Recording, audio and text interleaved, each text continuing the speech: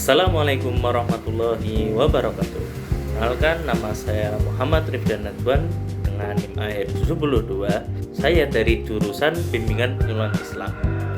Oke, pada kali ini saya akan bahas tentang fenomena yang sangat banyak di kalangan kita. Yaitu apa? Yaitu curhat melalui video TikTok. Pernah nggak sih kalian lagi scrolling nih di FYP kalian, terus lewat VT orang yang isinya itu curhatan tentang masalah keluarganya, finansial, bahkan aib masa lalunya. Nah, fenomena curhat melalui VT ini lagi menjamur banget nih. Nah, pada kali ini kita akan membedah itu. Secara psikologis, manusia itu makhluk sosial yang butuh didengar. Ketika seseorang itu punya masalah berat dan merasa tidak punya support system di dunia nyata, mereka seringkali menjadikan media sosial itu sebagai pelarian yang instan. Contohnya nih, bikin VT curhat, pakai musik yang sedih, lalu dapat validasi berupa view, likes, dan komentar. Sing sabar ya kak.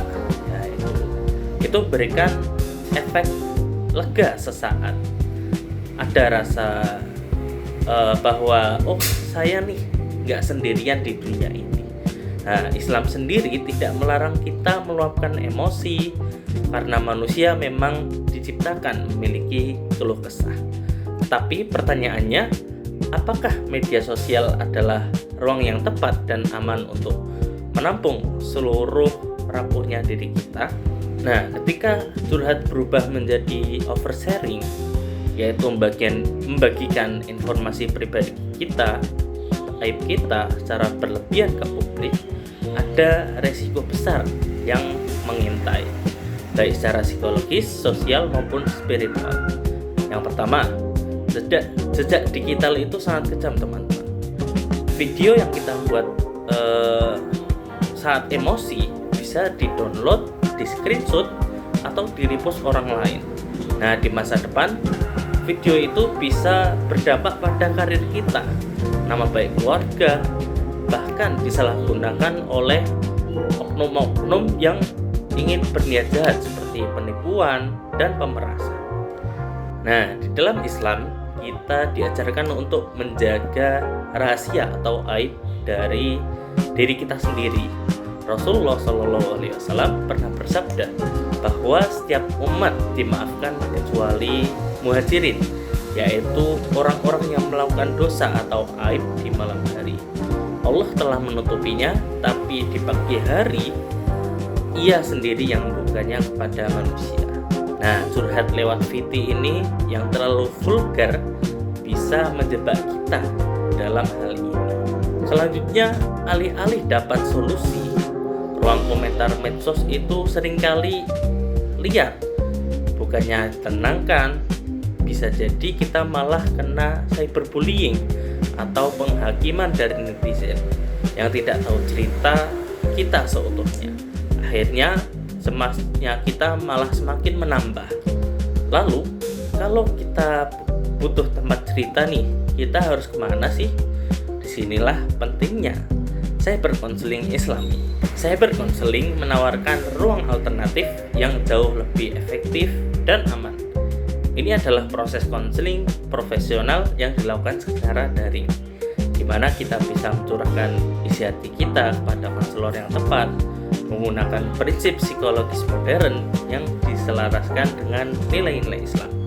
Melalui cyber counseling, kita tetap bisa menjaga privasi dan kerahasiaan kita, tidak perlu takut dihakimi oleh netizen, dan juga kita bisa diarahkan nih oleh seorang konselor, bukan cuma dibilang sabar, tapi bisa dibimbing ke arah yang lebih tenang melalui pendekatan kepada Allah.